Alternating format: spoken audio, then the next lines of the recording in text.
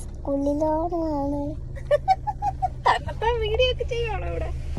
എന്താ പറഞ്ഞ? എവിടെ പോവാ? ഓണത്തിന് ഇങ്ങോട്ടാ പോകുന്നത്?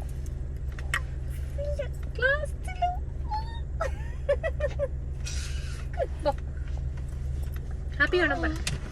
Happy very good. Happy Onam. Happy Onam.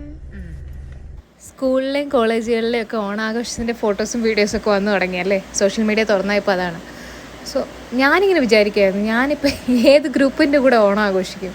ഈ കോളേജും കഴിഞ്ഞു, സ്കൂളൊക്കെ പണ്ടേ കഴിഞ്ഞു. വർക്ക് ചെയ്യുന്ന ഓഫീസിലാണെങ്കിൽ ഓണം സെലിബ്രേഷനോട്ട് ഇല്ലതാണ്. അങ്ങനെ ഇരിക്കുമ്പോഴാണ് ഇസുവിനെ ചേർത്ത സ്കൂളിൽ ഓണം സെലിബ്രേഷന് അവർ പേരൻസിനെയും ഇൻവൈറ്റ് ചെയ്തത്.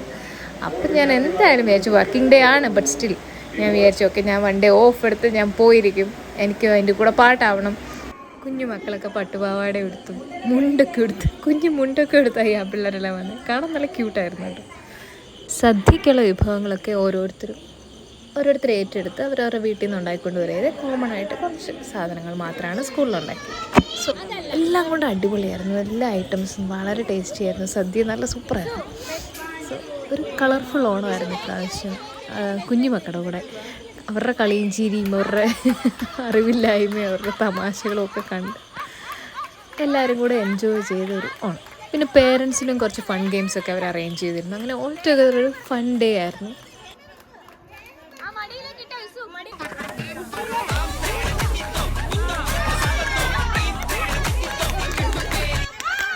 ഈ വീഡിയോ കണ്ടാൽ പറയുമോ ഞാനിവിടെ ഒരു പുതിയ ആളാണെന്ന്, എനിക്ക് ഇവരുമായിട്ടൊന്നും വലിയ പരിചയമില്ലാന്ന്. സോ അങ്ങനെ നല്ല വൈബിങ് ആയിട്ടുള്ള ആളുകളായിരുന്നു എല്ലാവരും. എല്ലാ പേരൻസും നല്ല അടിപൊളിയാണ് അവിടെ. അതിനിടയ്ക്ക് ഒരാൾ വിശന്നപ്പോൾ തന്നെത്താൻ പോയി പപ്പടമൊക്കെ വാങ്ങിച്ച് ചോദിച്ച് തിന്നുന്നുണ്ട്. ആ കാര്യത്തിൽ പിന്നെ അവളെ കൊണ്ടൊരു ടെൻഷനില്ല. അവിടെ പരിപാടി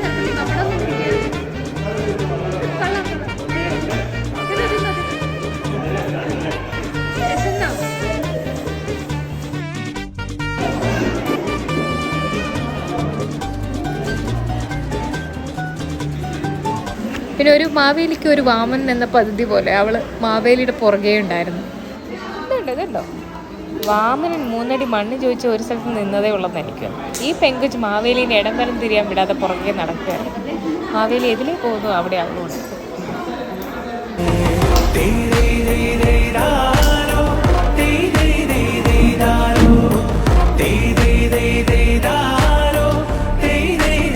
അപ്പോൾ അതെല്ലാം കഴിഞ്ഞ് ഇസുവിൻ്റെ ഒരു പാട്ടും പിന്നെ പ്രൈസ് ഡിസ്ട്രിബ്യൂഷനായിരുന്നു. അതെല്ലാം കഴിഞ്ഞ് ഞങ്ങൾ വീട്ടിലോട്ട് പോന്നു. എനിക്കും കിട്ടി കേട്ടോ ഒരു ഗിഫ്റ്റ്.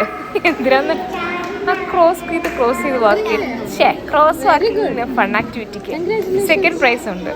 2 പേരെ നടന്നുള്ളൂ എന്നൊക്കെ ശത്രുക്കൾ പറയും. എന്നാലും അപ്പോൾ എല്ലാവർക്കും ഒരു നല്ല ഓണം ആശംസിച്ചുകൊണ്ട് നിർത്തുന്നു. ബൈ.